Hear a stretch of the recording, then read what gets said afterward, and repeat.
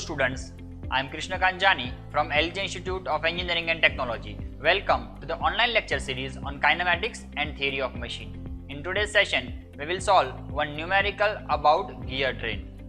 So let's start this session with the numerical. Now, in this numerical, they have given that in a reverted epicyclic gear train. Okay, so first of all, be careful that this numerical is based on reverted epicyclic gear train. The arm carries two gears, that is gear B and gear C, and a compound gear DE. Okay, so in this mechanism we will be having four gears. Okay, so that is an arm first, so arm A. Then second component they have given two gears, that is B and C. So they have two separate gears B and C and a compound gear. So a compound gear of DE. Okay, now the number of teeth on the gear B, C and D are given as 75, 30 and 90. Okay, so first of all we can sort out the data that number of teeth. Okay, so we can simply write down that number of teeth, that is TB, is equal to 75. Similarly, number of teeth on gear C and number of teeth on gear D is given. Okay, so in this way we can simply sort out the data that TB, TC, TD is equal to 90. Now the next, find the speed and direction of gear C. Okay, so we have to calculate the direction of gear C when the gear B is fixed. So the first condition, that gear B is fixed. So in this way we can calculate that for gear B is fixed, so speed of gear B is equal to 0. Then an arm A makes 100 rpm clockwise direction. Okay, so the next data that is given, speed of arm A is given as 100 rpm. Okay, be careful over here, the direction is given as clockwise, so we have mentioned clockwise direction over here. Okay, so now first of all we have to sketch the diagram. Okay, so to sketch the diagram, let's consider the assembly. So it is a reverted epicyclic gear train. So first of all, let's identify the diagram for reverted gear. Now how we can consider reverted gear? So a gear in which, if we consider that reverted gear is a gear in which two shafts are mounted coaxially. Okay, if we consider these two shafts, that is shaft X and Y, both the shafts are mounted axially in a same axis, but they are rotating separately, and these two shafts containing two different gears. Now these shafts are connected with one other shaft which is containing a compound gear. Now a compound gear is a simple gear in which we are mounting two gears on one shaft. Okay, if we are mounting two or more than that gear on a single shaft, then this type of shaft is known as a compound shaft, and the gears which are mounted on this gear is known as a compound gear. So over here they have given that compound gear D and E. Okay, so we have to sketch two gears, that is D and gear E. So let's consider this one is your gear D and this one is your gear E. Okay, so now we can simply sketch this diagram in this way. Now other two gears, that is gear B and gear C. Okay, so let's consider this one as your gear B, which is connected with this larger gear, and this one is your gear C, which is connected with the smaller gear. Now the size of this gear is depending upon number of teeth. Okay, so over here you can consider that number of teeth of gear B is 75. Okay, so if we consider this one as gear B, then in that case you can simply identify that number of teeth is given as 75. Similarly, number of teeth on gear C is given 30, so we can simply identify that gear C will be smaller and the gear B will be larger. Now second thing, now which gear matches with the other gear? So over here they have given that in data you can identify the gear B matches with the gear E. Okay, so over here we have to identify that if we consider this one as gear B, then it is matching with gear E, and the gear C matches with the gear D. Okay, so gear C will be matching with the gear D.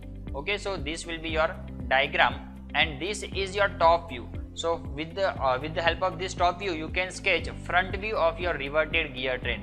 Now how we can consider the front view? So over here you can simply consider in this way the larger size gear, which is your gear B, as we have sketched in this diagram. So similarly you can draw larger gear B. Now this gear B is connected with gear E, which is of smaller size. Okay, so you can simply identify that if you consider this one as gear B, then in that case your gear B is matching with gear E. Okay, you have to observe these blue circles properly. Okay, so this diagram is very important. With the help of this diagram you will be able to identify the meshing of different gears. Okay, now first you will sketch this pair. Okay, as you will observe from this front view, you can simply sketch in this way. So let's consider this one is your gear B and this gear B is matching with your gear E. So you have to simply identify in this way.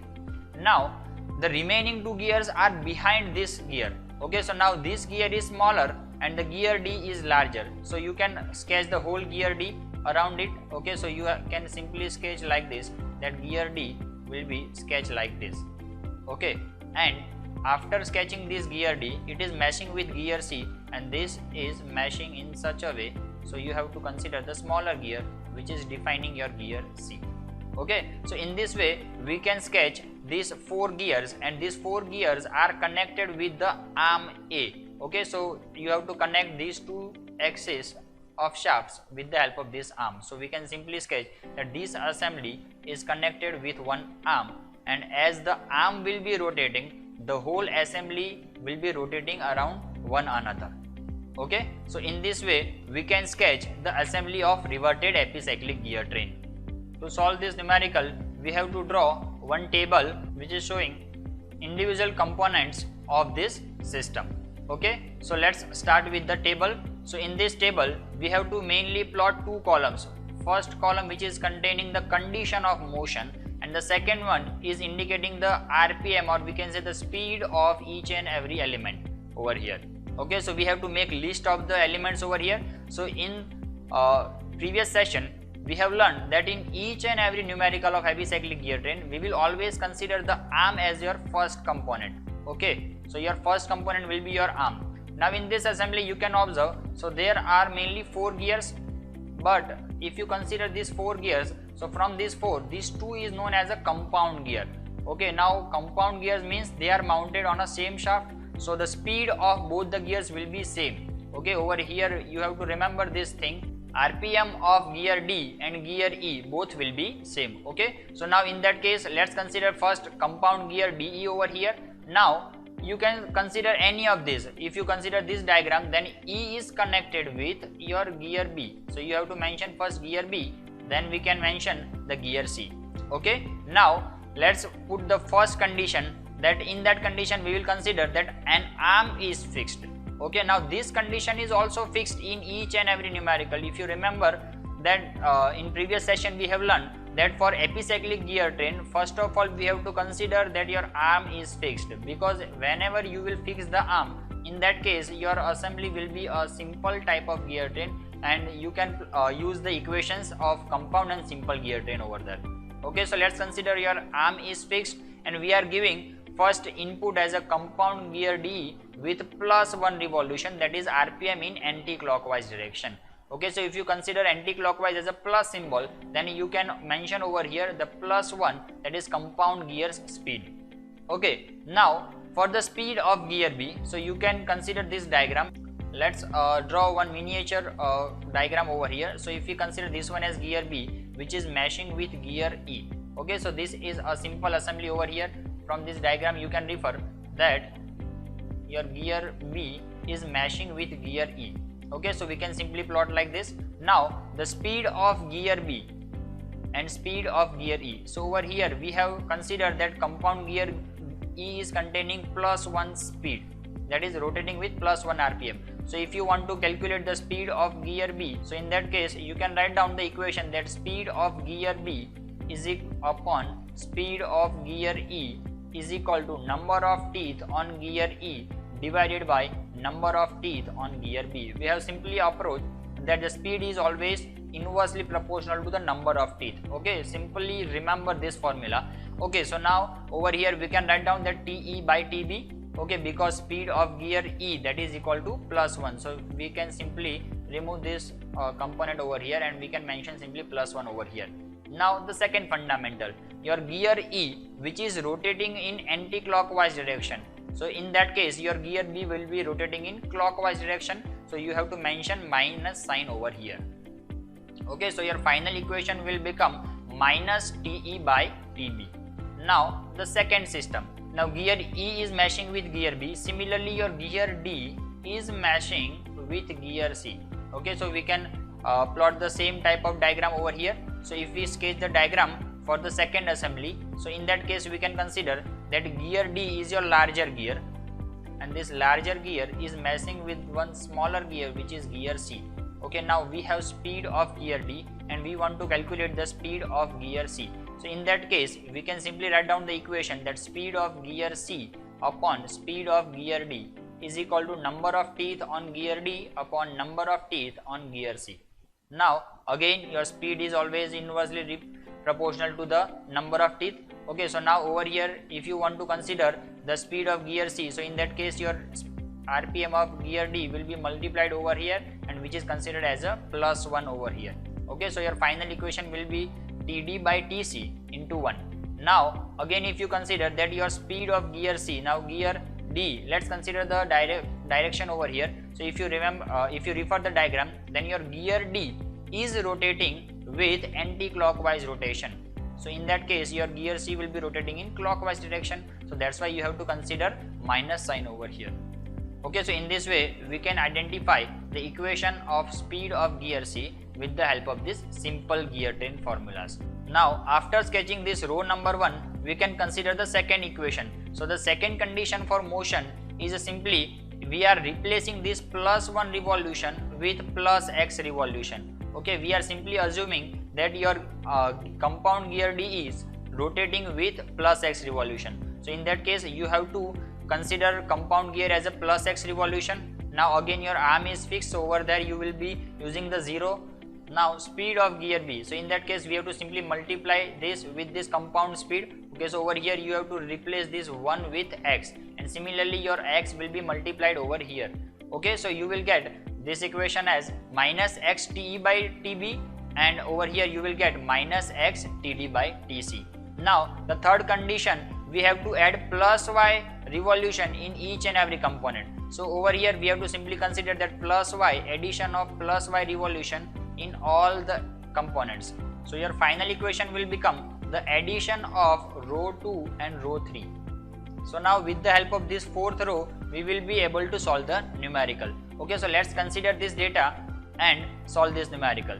So over here we have identified and made the list for the total number of teeth or the given data and the total speed of each and every component of this mechanism.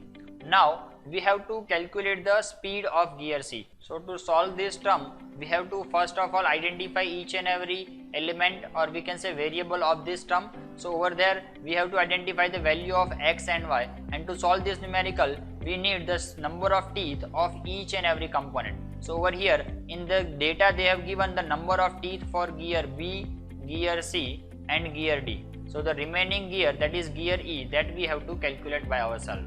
Okay, so now over here we have to identify the condition for reverted epicyclic gear train. Okay, so we can simply identify that the center distance between these two shafts will always remain the constants. So we can consider that diameter of gear B. Okay, now over here you have to refer that gear B is meshing with gear E. So we can consider that diameter of gear B plus diameter of gear E is equal to diameter of gear C plus diameter of gear D. Okay, so with the help of this basic equation you will be able to solve the numerical. Okay, so let's consider this condition first. Now with the help of this condition we have to calculate the number of teeth. Now we know the fundamental that pitch circle diameter is always proportional to the number of teeth of that gear. Okay, so in this equation we can simply consider the teeth of gear B plus teeth of gear E.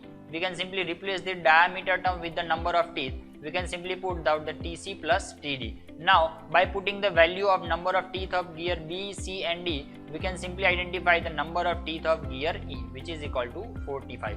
Okay, so now we have data for number of teeth of each and every element. Okay, now we can start with the condition. Now they have given the first condition that your gear B is fixed.